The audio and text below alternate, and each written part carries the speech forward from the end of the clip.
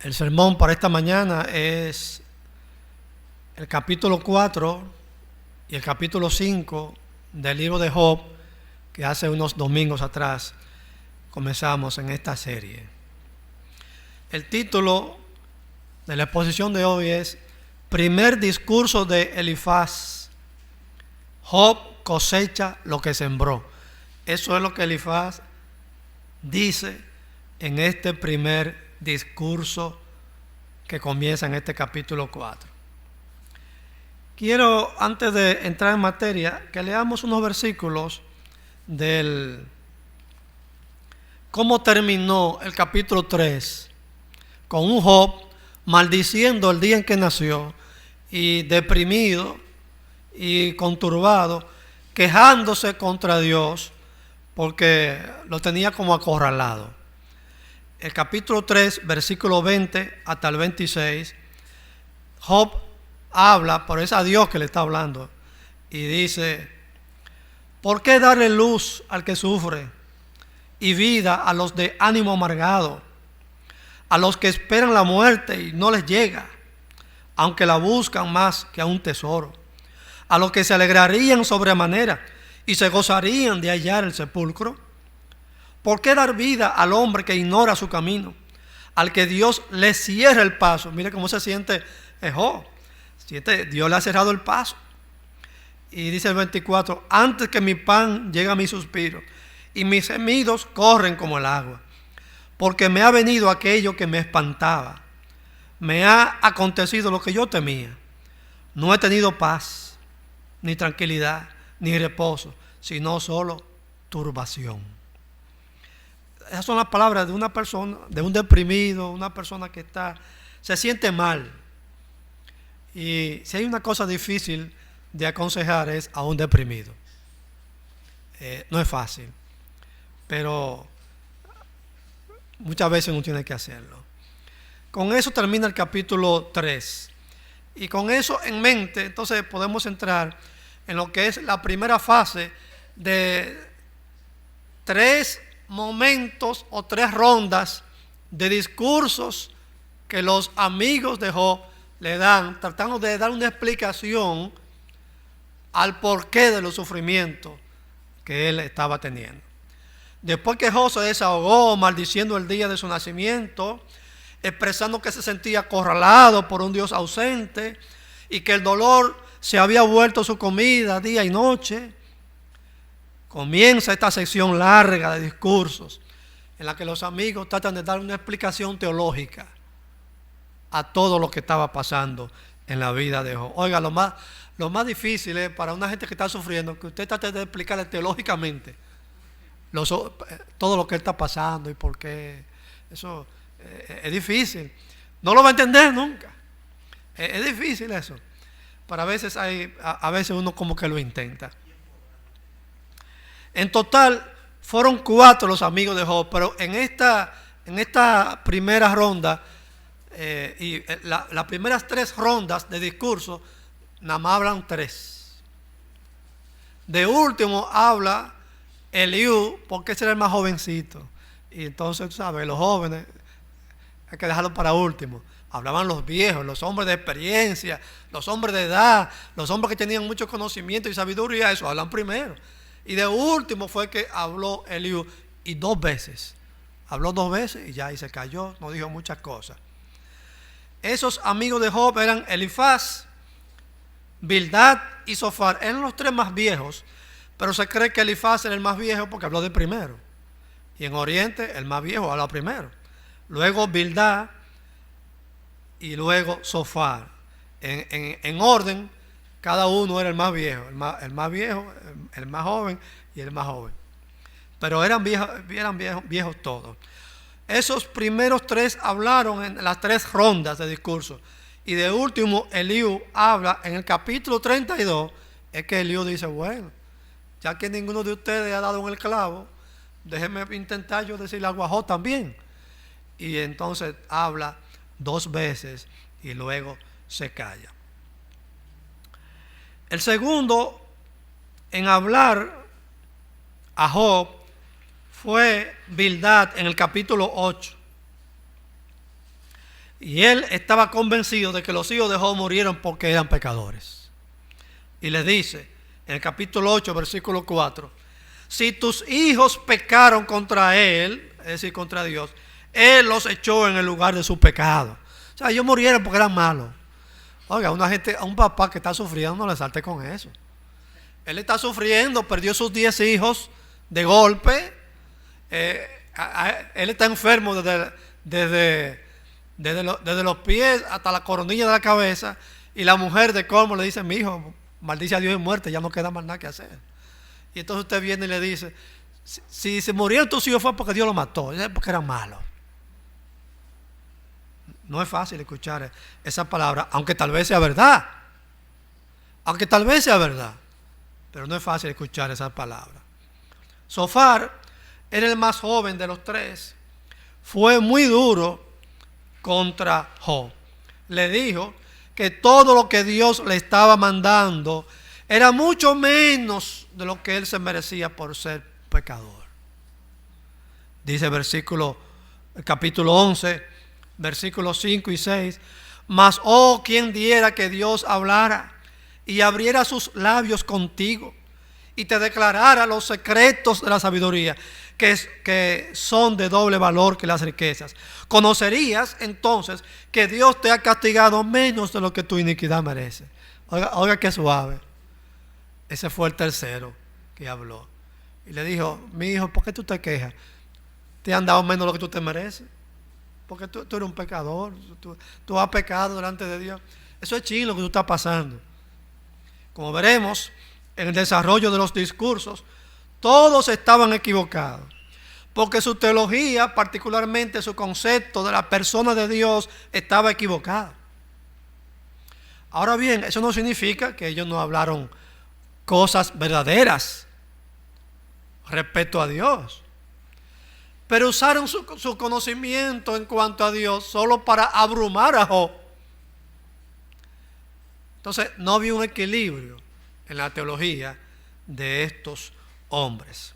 Ellos dijeron muchas cosas buenas, pero tenían que hacer el equilibrio con una cosa que tal vez ellos no conocían, que era la gracia de Dios.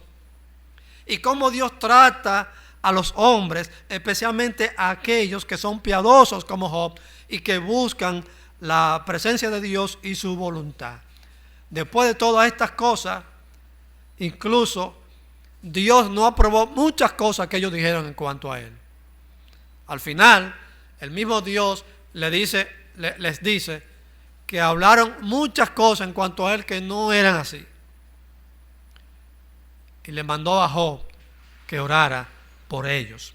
Pero a fin de cuentas, tampoco pudieron cumplir su propósito, que era explicarle a Job el por qué él estaba sufriendo. Se supone que todo este discurso y toda esta verborrea y todas estas cosas era para hacer entender a Job por qué había venido el sufrimiento y el dolor a su vida cuando se tenía como un hombre bueno. Bueno quiere decir que era un hombre que buscaba de Dios, que no es que confiaba en su bondad propia, porque en bondad propia nadie puede confiar. De hecho, en el fondo todos somos pecadores, pero Job era un hombre, aunque era un pecador, era un hombre piadoso, que tenía comunión con Dios, buscaba de Dios y estaba andando en las cosas del Señor. Así que con este panorama podemos entrar en este primer discurso, que por cierto es corto, es breve, de Elifaz hablando con Job, tratando de dar una explicación al porqué de estos sufrimientos. Entonces en el capítulo 6 y el 7, Job le responde. Cada discurso de su amigo, Job el enfermo, le da su respuesta. Pero en esta mañana solamente vamos a ver lo que Elifaz le dijo a Job. En resumen, lo que Elifaz le dijo a Job es: tú estás recibiendo el pago que mereces por lo que has hecho. Eso es en resumen. Este primer discurso, Elifaz reprende a Job por la contradicción, comienza reprendiéndolo por la contradicción que había entre su piedad y su confusión o su depresión por el mal que le ha tocado. no es que Elifaz no entiende el sufrimiento de Job. Ellos todos entendían que el hombre estaba sufriendo profundamente, porque duraron 7 días, una semana, calladitos, ahí tranquilitos, viendo el panorama, viendo lo que está sufriendo este hombre y dejándolo tranquilo. Ellos sabían que estaba sufriendo profundamente. Pero ahora que Elifaz, el más viejo, comienza con su discurso, tratando de explicar, sin embargo, a pesar de esto, abrió su boca y comenzó el debate. En esta primera ronda no se dicen cosas buenas. El capítulo 4, versículo 1 al 5, leemos: entonces respondió Elifaz, el temanita, y dijo: si probamos a hablarte, te será molesto. Pero ¿quién podrá detener las palabras? O sea, hay que hablar. Tú enseñabas a muchos y fortalecías las manos debilitadas. Con tus palabras sostenías al que tropezaba y afirmabas las rodillas que decaían. Mas ahora que el mal ha venido sobre ti, te desalientas. O sea, te deprime. Tú estás deprimido, como que, ven acá, ¿qué pasa? Bueno, a veces sucede que cuando todo anda bien, solo somos los mejores cristianos. Y cuando entonces viene el mal a nuestra vida, las pruebas, estamos sin trabajo, o nos pasa alguna otra cosa grande que nos toca personalmente de una manera tremenda, terrible, entonces esos buenos cristianos que éramos y esos buenos consejos que dábamos y ese testimonio que dábamos y ese vigor espiritual que teníamos se debilita o se cae, desaparece o está casi imperceptible, y es totalmente un cambio. Y Elifaz reprende a Job y le dice: bueno, tú no eras que fortalecías a la gente que venía aquí buscando consejo a tu casa. Al que estaba decaído tú lo levantabas con tus palabras, y al que estaba necesitado tú lo ayudabas, y tú eres el hombre que la gente buscaba para cuando tenía una necesidad. Pero ahora que la prueba, que el mal te ha tocado a ti, entonces ahora es a ti que hay que aconsejarte, ahora es a ti que hay que ayudarte, porque tú estás totalmente caído, deprimido. Bueno, no quiero ser como Elifaz, no quiero ser un abusador como Elifaz. Hay que reconocer que a veces eso pasa. El profeta Elías tuvo el valor de defender a Dios ante los profetas falsos de Baal, apoyado por la reina Jezabel, allá en el monte Carmelo, cuando el profeta Elías retó a los profetas de Baal y le dijo: vamos a ver quién realmente es Dios en este país, hablando de Israel, y le propuso hacer un sacrificio, y el Dios que responda, ese será el Dios que todo el mundo va a adorar. Y ya usted conoce la historia. Los profetas de Baal, desde por la mañanita temprano, prepararon su altar, echaron agua, todas esas cosas, un sacrificio, para que el Dios, que su Dios, respondiera del cielo con fuego y consumiera el agua y consumiera el sacrificio y todo. Pero ellos pasaron desde por la mañanita hasta caer la tarde, y se cortaban con un cuchillo y tenían un vocerío y muchísimas cosas. Y el profeta Elías hasta se burlaba: grite más duro, a lo mejor no oye, es que el Dios está durmiendo, no está oyendo, es más duro. Y su Dios Baal no contestó. Pero ya en la tarde, Elías entonces preparó su altar, echó agua 3 veces, profundizó más la zanja, echó mucha más agua, y tu sacrificio y todo. Y clamó a Dios, y Dios contestó con fuego y consumió el agua, consumió el holocausto y todo. Y entonces ahí Elías le dijo al pueblo: ¿por qué estáis claudicando entre Baal y Dios? ¿No habéis visto que Dios es el Dios de Israel? Y exhorta al pueblo a seguir a Dios. Y entonces Elías hizo algo que, oiga, hay que tener pantalones para hacer.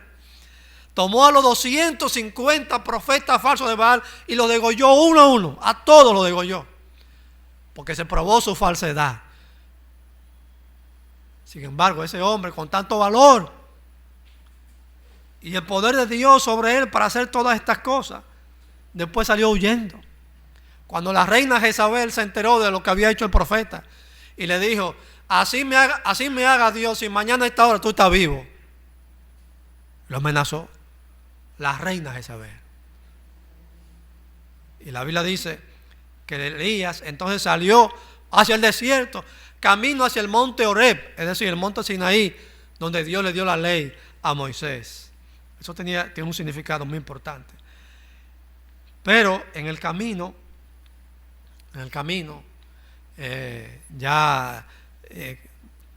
todavía faltándole un buen pedazo, Elías, pues cansado y todo eso, estuvo en un lugar y deseó hasta la muerte. Y leemos en Primeros Reyes, capítulo 19, luego de caminar todo un día por el desierto, fue a sentarse debajo de un enebro. Entonces se deseó la muerte y dijo: basta ya, Jehová, quítame la vida, pues no soy yo mejor que mis padres. Fíjense las dos escenas. Un hombre con mucho valor para defender a Dios, al Dios verdadero, y después está deprimido y dice: Dios, mátame ya, porque al fin y al cabo yo no soy mejor que mis padres. A continuación se acostó, se durmió, pero después vino un ángel de Dios y lo despertó y le dijo, y le trajo ahí una torta y agua. Y le dice: come, que ahora es que te falta caminar. Y volvió y se durmió. Y volvió el ángel, lo despierta y le trajo comida. Vuelve y come, que ahora es que te falta caminar para llegar al monte Horeb. Entonces Elías recobró ánimo, no solamente el físico, sino ánimo espiritual. Y entonces siguió su camino y llegó hasta Horeb. Bueno, a veces también así actuamos nosotros. Solemos perder la esperanza y el ánimo de seguir luchando ante las adversidades que no podemos explicar. Elifaz confrontó a Job con su propia fe y le dijo, versículo 6: ¿no has puesto en temer a Dios tu confianza? ¿No has puesto tu esperanza en la integridad de tus caminos? O sea, ¿en qué es que tú confías? No es en tu fe en Dios. En que tú eres un hombre íntegro, que has puesto toda tu confianza en Dios. Entonces, ¿por qué ahora te tambaleas? Eso es lo que está diciendo. En la versión Reina Valera contemporánea de 2009 se traduce: ¿desconfías acaso de tu temor a Dios? ¿Ya no crees que tu integridad puede salvarte? Dicho de otro modo, si tú estás tan seguro de tu integridad, ¿por qué estás tan turbado? Si estás seguro de que no has hecho nada malo, entonces Dios te va a salvar, Dios te va a librar de lo peor. Eso era lo que le estaba diciendo Elifaz a Job. Ahora, a continuación de estas palabras, Elifaz le tira su acusación franca a Job. La acusación es la siguiente, versículos 7 al 9. Tú estás cosechando lo que sembraste. Esa fue la acusación. Piensa ahora, ¿qué inocente se pierde? ¿Dónde los rectos son destruidos? ¿Tú has visto eso alguna vez? Que los inocentes se pierden. ¿Dónde son los hombres buenos, los rectos, son destruidos? Yo he visto que quienes cultivan iniquidad y siembran injuria, esos mismos cosechan. Perecen por el aliento de Dios, por el soplo de su ira son consumidos. En otras palabras, tú estás cosechando lo que tú sembraste. ¿Cómo que cambió la cosa? Elifaz cita el viejo principio de la siembra y la cosecha, que en dominicano se dice: el que la hace la paga. Bueno, yo no sé si es un dicho dominicano, pero usted lo ha oído, ¿verdad? El que la hace la paga. Es lo mismo. Lo que tú siembras, eso es lo que tú cosechas. Y eso es lo que le está diciendo a Job. Su argumento se basa en la observación. Yo he visto. Y a veces eso es cierto, pero no siempre lo que uno ve es así, porque son casos a veces esporádicos que uno ve. El apóstol Pablo en el Nuevo Testamento también citó este principio de la siembra y la cosecha en Gálatas capítulo 6, versículos 7 y 8. Lo que el hombre sembrare, eso también segará. Eso es un principio legítimo, real en el universo. Lo que uno siembra, eso cosecha. Pero eso no significa que eso es absoluto en todos los casos. Hay excepciones. Job estaba sufriendo y no era porque él había sembrado maldad. Él no había sembrado pecado. Era un hombre íntegro, obediente a Dios. Sin embargo, no había forma de decir: Job, tú estás recibiendo este mal porque tú eres un hombre déspota en tu casa, que maltrataba a la mujer, tus hijos no te soportaban, y los vecinos tampoco. No había forma de decir que Job era un hombre así. Sin embargo, esa es la acusación que le está haciendo Elifaz. Es verdad que Dios castiga a muchos que deliberadamente caminan en sus pecados sin escuchar las advertencias de Dios. Pero aunque el principio es verdadero, Elifaz estaba equivocado. Erraba porque en el misterioso y caído mundo en que vivimos, el mal, el dolor están presentes, independientemente de que los que sufren pertenezcan a Dios o no. La enfermedad, la pobreza, las tragedias y el dolor suceden tanto al hombre bueno como al hombre malo, al hombre piadoso como al hombre impío, al hombre que busca a Dios y a aquel que anda livianamente en la maldad y el pecado, sin pensar que un día va a dar cuenta a Dios y va a recibir castigo por sus pecados. La pregunta de Elifaz en el versículo 7: ¿qué inocente se pierde? Diciéndole a Job: ¿tú has visto que un hombre, una gente inocente se ha perdido? ¿Qué inocente se pierde? Esa pregunta bien se la pueden contestar cientos y cientos y miles de mártires en la historia que han dado su vida no por ser pecadores, no por ser malos, sino por dar testimonio de su fe en Jesucristo. Y han tenido que padecer la muerte simplemente porque confesaron la fe en Dios y murieron por su fe. O muchos en la actualidad y también en el pasado, que aunque no han llegado hasta el punto de la muerte, pero están sufriendo por la simple razón de que son creyentes. Tal vez aquí no sea muy frecuente en este país, pero hay países que si usted va a buscar empleo, trabajo en un lugar y le pregunta que si usted es cristiano y usted dice que es cristiano, ya solo por ese hecho le rechazan y no le dan el trabajo. Los argumentos de Elifaz para esta acusación y todas las palabras que hasta ahora le ha dicho a Job están desde el capítulo 4, versículo 12, hasta el capítulo 5, versículo 7. Aunque es difícil, algunos piensan que de todo el capítulo entero. Elifaz se basa en dos argumentos. Número uno, la experiencia, versículos 12 al 21 del capítulo 4. Y número dos, se basa también en la observación. Yo he visto. Capítulo 5, del 1 al 7. Su primer argumento tiene que ver con la experiencia, una experiencia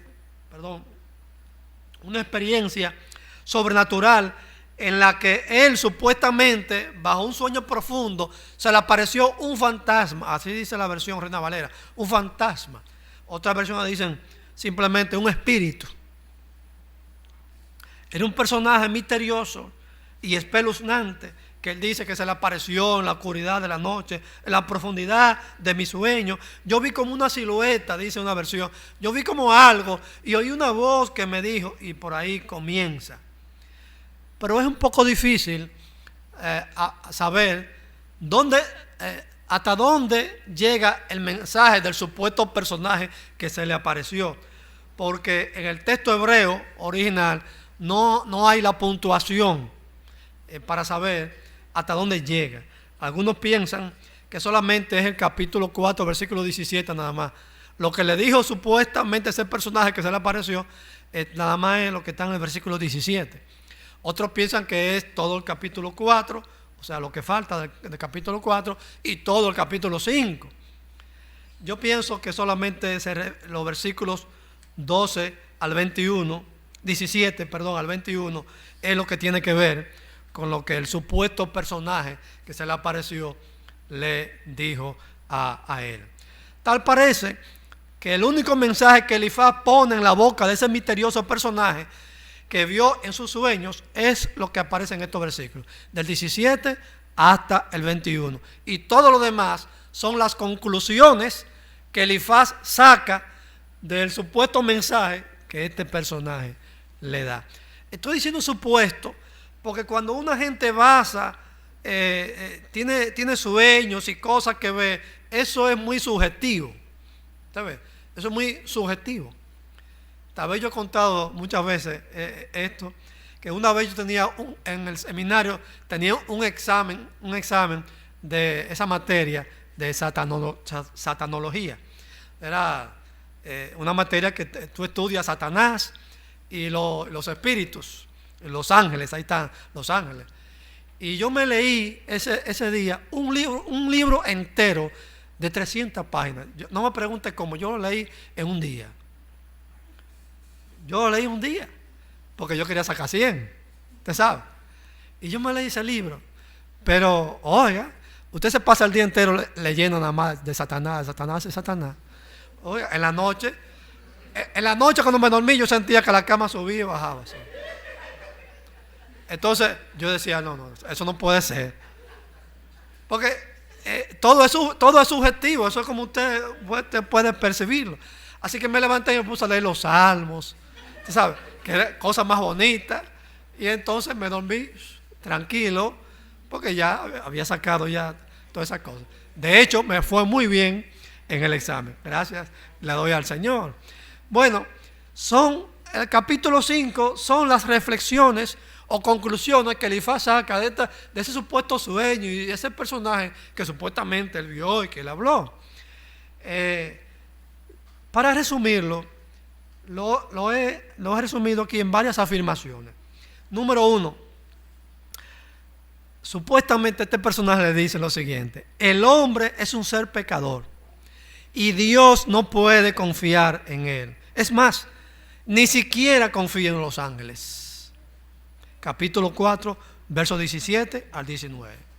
¿Será el hombre más limpio que el que lo hizo? He aquí, en sus siervos no confía y notó necedad, es decir, pecado, maldad, en sus ángeles. Cuánto más en los que habitan en casa de barro. Y dice unas cuantas cosas más. Lo que le está diciendo Elifaz a Job: si tú estás pensando hablar con Dios de lo que está pasando, oye, Dios no confía ni en los ángeles, mucho menos un hombre pecador como tú y como yo. Y en el capítulo 5, versículo 1 le dice que incluso, ahora pues da voces a ver quién te responde. Le está diciendo, aunque tú grites y tú clames, Dios no te va a oír. Tú no eres digno. Porque eso es lo que es el hombre es un pecador. Tú piensas que te va a escuchar. Entonces, si es el aliento que le va a dar un hombre deprimido, que está pasando por tanta situación, bueno, no veo cómo le va a levantar el ánimo. Con estas palabras, Elifaz quiere enfatizar la grandeza de Dios. ¿Sí? En ese sentido, es bueno. Él quiere resaltar la grandeza de Dios. Pero entonces aplasta tanto a Job que, oye, así no le va a levantar su ánimo, ni su piedad, ni su confianza en Dios. Elifaz quería que Job tuviera una visión de la grandeza de Dios y de la bajeza del hombre. Y eso es bueno hasta cierto punto. Es bueno que recordemos que somos pecadores y que Dios es perfecto y santo. Por eso me gusta la oración de Mateo capítulo 5. Dice: Padre nuestro que estás en los cielos. Tenemos que comenzar siempre por ahí. Dios, ¿dónde está? En el cielo. Y nosotros aquí abajo. Él es excelso, supremo, maravilloso, santo. Y nosotros aquí abajo somos pecadores. Necesitamos buscar a Dios. Pero hay que hacer el equilibrio. En segundo En segundo lugar, este personaje supuestamente dice lo siguiente en los versículos 19 al 21. El hombre, o es una conclusión que saca Elifaz, el hombre es un ser temporal que muere sin llegar a alcanzar la sabiduría. Capítulo 4, versículos 19 al 21.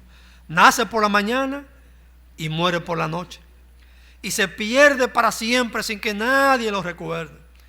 Es arrancado como las estacas de una carpa y muere antes de alcanzar sabiduría. Versículo 20, 21, eso es la Reina Valera contemporánea, 2009 y 2011. Bueno, la temporalidad y la brevedad de la vida humana contrasta con la eternidad y la grandeza de Dios. ¿Cómo te atreves tú, diría Elifaz a Job, cómo te atreves tú, un hombre, a reclamarle a Dios lo que no entiende? Porque Job no entendía por qué sus sufrimientos. Y de hecho Job quería reclamarle a Dios, y de hecho más adelante vemos que Job le reclama a Dios y le dice que le explicara el por qué él estaba pasando por esa situación. Hermanos y amigos, si hay una cosa que nosotros, los seres mortales, como dice mi amigo Amadeo, no entendemos, es esa realidad, que somos temporales, somos mortales. Por más que el hombre llegue lejos en su grandeza y logre tantas cosas, somos mortales. Nos vamos de este mundo. Y como dice en su reflexión el autor de Eclesiastés, que reflexionaba sobre eso, la muerte ocurre tanto a los ricos como a los pobres, al bueno como al malo. Y él lo consideraba, esto es vanidad de vanidades, dice el predicador. A veces el hombre se encumbra en todo su conocimiento, o en la política, o en cualquier otra cosa, pero aquello lo que se aferra con toda la fuerza de su alma en vida, un día va a tener que soltarlo e irse, aunque no quiera. A un famoso de la antigüedad que se destacó en su época, un filósofo antiguo, en cama de muerte le preguntaron: si tú pudieras en este momento hablar con Dios y pedirle un último deseo, ¿qué le pedirías? Y él dijo: un poco más, que me dé un poco más de tiempo. Todos queremos un poco más de tiempo, pero al fin y al cabo eso también se va. En tercer lugar, Elifaz le dice: la aflicción no sale de la nada, sino que el hombre la produce por su propia maldad. Capítulo 5, versos 6 y 7. Porque la aflicción no sale del polvo, ni la molestia brota de la tierra, pero como las chispas se levantan para volar por el aire, así el hombre nace para la aflicción. Hay otras traducciones que dicen que así como las chispas vuelan por el aire, así también la aflicción es producto del hombre pecador. Diferentes traducciones. En resumen, Elifaz quiere que Job se vea a sí mismo como Dios lo ve. Y como Dios nos ve como hombres pecadores. Él quiere que Job rectifique su forma de hablar. En el capítulo 3, que se ve como un hombre deprimido, que se siente acorralado por Dios y que su comida de día y de noche es el dolor y la amargura. Incluso si da voces, si tú gritas, Dios no te va a escuchar, ya que el hombre es como nada delante de Dios. Bueno, esto en nada se parece al consuelo. Esto no es consuelo de ningún tipo. Esto es simplemente tratando de destruir a un hombre que necesita ayuda. Pero Elifaz aún no ha terminado. Después, en el versículo 8 hasta el final del capítulo 5, le da unos consejos a Job. El primer consejo que le da, le dice lo que debe hacer. El primer consejo que le da es: yo buscaría a Dios. Yo buscaría a Dios. Así que, porque Él es el único que bendice y libra del mal. Versículos, voy a leer unos cuantos versículos ahí porque el pasaje es largo. Voy a leer el versículo 8, 9, el 12, el 15 y el 16, nada más para tener una vista panorámica. Ciertamente yo buscaría a Dios y le encomendaría mi causa. Él hace cosas grandes e inescrutables y maravillas sin número. Pone en alto a los humildes y a los enlutados da seguridad. Frustra los pensamientos de los astutos para hacer vana la obra de sus manos. Él libra de la espada al pobre, de la boca de los malvados y de la mano de los violentos. Por eso el necesitado tiene esperanza. Pero oiga esta última frase, ahí lo daña. Pero la iniquidad cierra la boca. Pero la iniquidad cierra la boca. No podemos dudar del gran consuelo y salvación que los que sufren pueden encontrar en Dios. Si usted está sufriendo, buscar a Dios puede ser el único consuelo que usted encuentre. Especialmente si lo visitan 4 amigos como estos que visitaron a Job. Hebreos capítulo 4 nos exhorta a acudir al trono de la gracia de Dios para alcanzar misericordia y el oportuno socorro. Pero Elifaz aún sostiene con toda esta palabra bonita: yo buscaría a Dios, porque Dios es que le da fuerza al cansado y hace maravillas sin número. Después de todo eso, mete esa semilla que dice: pero la iniquidad cierra la boca. En otras palabras, pero tú no puedes hablar. Yo buscaría a Dios, pero tú no puedes hacer eso, porque tu maldad no te va a permitir abrir la boca. Tienes que dejarte callado. Comenzó bien cuando dijo: yo clamaría a Dios y le encomendaría mi causa. Pero lo daña cuando dice que Job es un indigno, que no puede ni siquiera abrir la boca. Entonces, si usted no puede abrir la boca siquiera para quejarse con Dios y pedir ayuda, y entonces, ¿quién lo va a ayudar? Si Dios no te puede ayudar, bueno, ahí entonces hay que decir lo que dijo la mujer de Job: maldice a Dios y muérete, porque no hay más nada que hacer. Si no puedes clamar a Dios, el único que puede ayudar al hombre, entonces, qué pena. La segunda cosa que le dice Elifaz es que Job está siendo disciplinado. Por lo tanto, debería sentirse un bienaventurado, porque Dios lo estaba disciplinando. Bueno, si eso fuera verdad, está bien, pero ese no era el caso de Job. Versículos 18 y 19 del capítulo 5. Bienaventurado es el hombre a quien Dios corrige, por tanto no desprecie la reprensión del Todopoderoso, porque Él es quien hace la herida y Él es el que la venda. Esta misma enseñanza aparece también en el Nuevo Testamento, en Hebreos capítulo 12, versículos 5 y 6, citando realmente dos versículos que aparecen en Proverbios y que son exactamente casi igual que estos que de Elifaz. Dice Hebreos 5, 12, 5 y 6: Hijo mío, no menosprecies la disciplina del Señor, ni desmayes cuando eres reprendido por Él, porque el Señor al que ama disciplina y azota a todo el que recibe por hijo. Citando el apóstol Pablo a Proverbios capítulo 3, versículos 11 y 12, que se parecen bastante a las palabras de Elifaz. Dios disciplina a sus hijos siempre que sea necesario, eso lo sabemos. Dios disciplina a sus hijos para conducirlos a una comunión más profunda con Él. Pero esa disciplina no es para castigar, sino para madurar. Esa disciplina no es para destruir, es para que alcancemos un grado más alto de santidad y de conocimiento de Dios. Pero cuando andamos en desobediencia, esa disciplina del Señor se puede volver entonces en castigo por nuestros pecados, para enderezar nuestros pasos, para hacernos volver el alma a Dios. Y en ese caso, tengámonos por bienaventurados, porque Dios no disciplina a los que no son suyos. Dios disciplina a los que son suyos. Y eso es una prueba de que Dios nos ama y de que pertenecemos a su pueblo. Finalmente, Elifaz describe las bendiciones que disfrutaría Job si buscaba a Dios y concluye su discurso con estas palabras.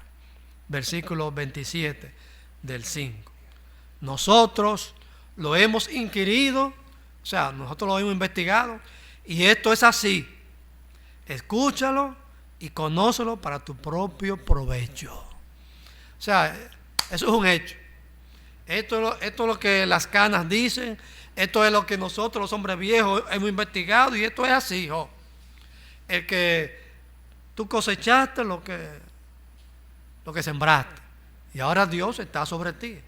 Busca a Dios y hace esto, así, esto y lo otro. Pero esa parte final del discurso no dista mucho de aquellas palabras que dijo Satanás en el capítulo 1 y el 2. Acuérdense cuando vimos el primer mensaje. ¿Qué fue lo que dijo Satanás en el... dijo varias cosas, ¿verdad? Dijo, piel por piel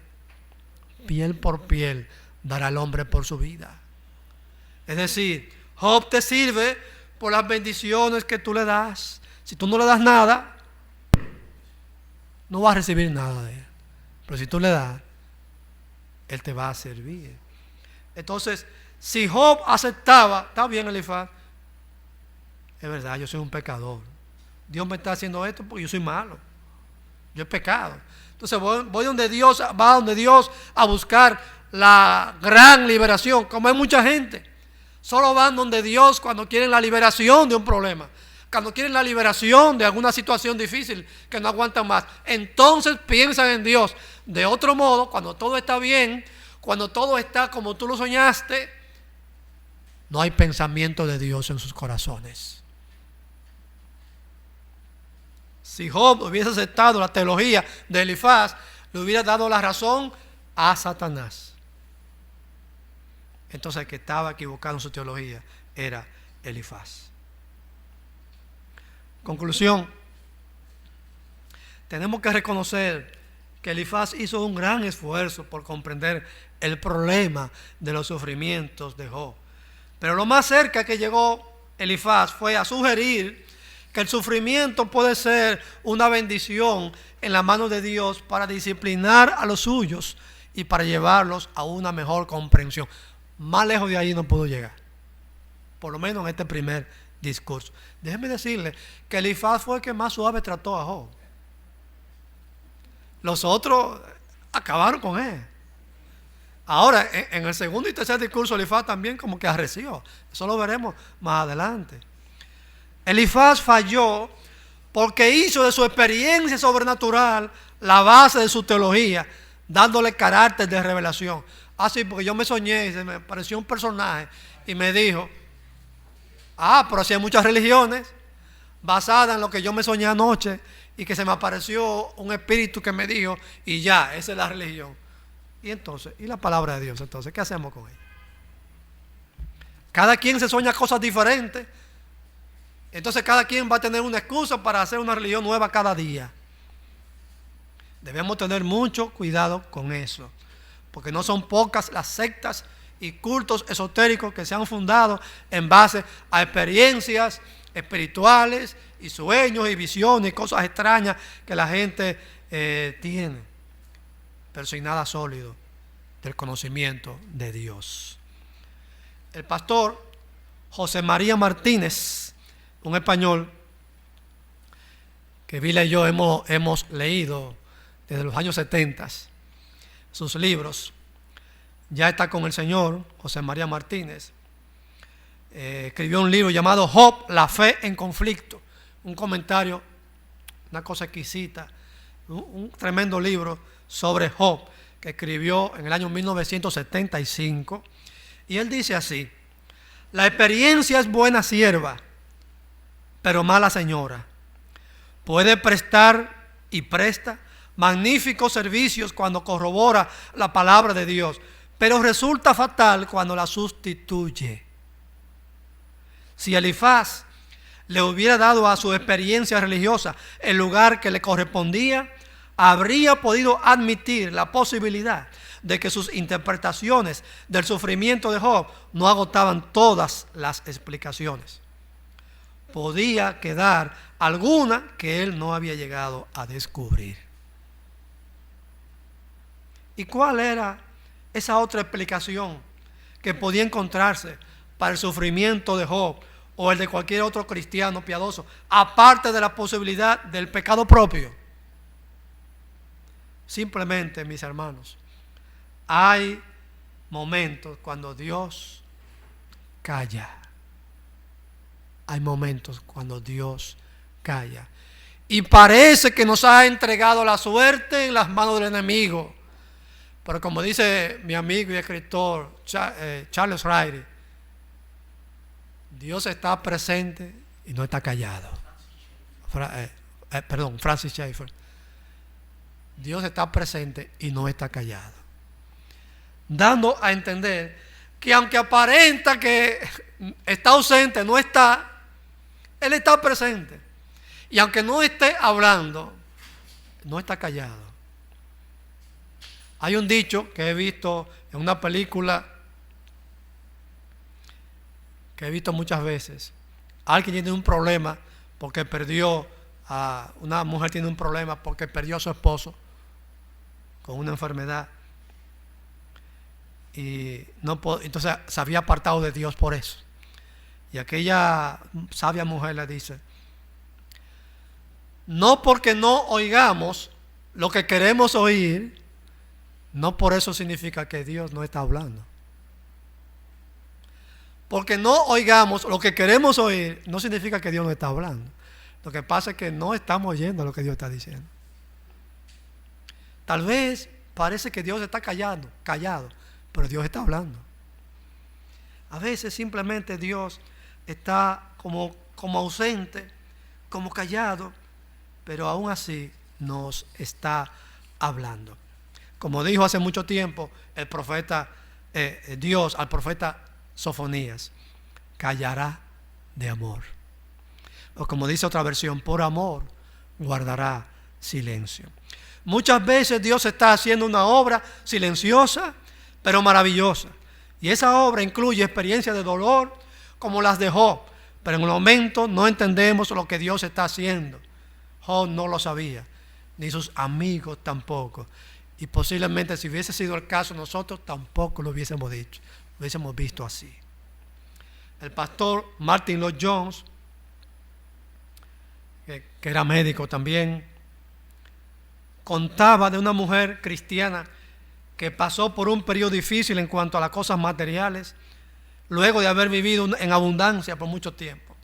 De pronto ya no veía las bendiciones de Dios en su vida, y esto le provocó una crisis espiritual. Muchos amigos pastores la visitaron y trataron de consolarla con palabras, versículos, dándole ánimo, pero ella no podía entender por qué ahora todo me sale mal y estoy en mala. Finalmente el pastor Martin Lloyd-Jones la visitó y simplemente le dijo esta palabrita: así, ¿sabe? Hay periodos como este en la vida de los santos. A veces Dios, debido a sus razones inescrutables, oculta su rostro. Y en aquel momento su problema se solucionó porque ahora tenía una explicación, tenía una perspectiva ahora diferente. Cuando tú no puedes explicar el por qué algo te llegó en tu vida, considera por lo menos esto: bueno, Dios sabe lo que está haciendo, está callado, pero Dios está haciendo algo. Job no lo pudo ver en el momento. Job mismo lo vio, pero en los capítulos finales. Y quizás como Job, usted y yo no entendamos por qué de los sufrimientos aquí. Pero quiero recordarle, si usted es un amigo, que el peor de los sufrimientos es el de una eternidad sin Dios, sin Cristo y sin el perdón de los pecados. Ese es el peor de todos los sufrimientos. Si sufrimos aquí, no estoy diciendo que sufrir sea bueno o sea fácil, pero si sufrimos aquí y tenemos a Cristo, eso cambia la perspectiva de cualquier sufrimiento. Pero si sufrimos aquí, nunca entendimos por qué sufrimos aquí y tampoco tenemos a Cristo, entonces el peor de los sufrimientos no ha llegado. Porque el peor de los sufrimientos es partir de este mundo sin Dios, sin Cristo, sin perdón de los pecados y sin esperanza. Líbrese de ese sufrimiento. Venga y clame al Señor y pídale por la salvación de su alma. Oremos.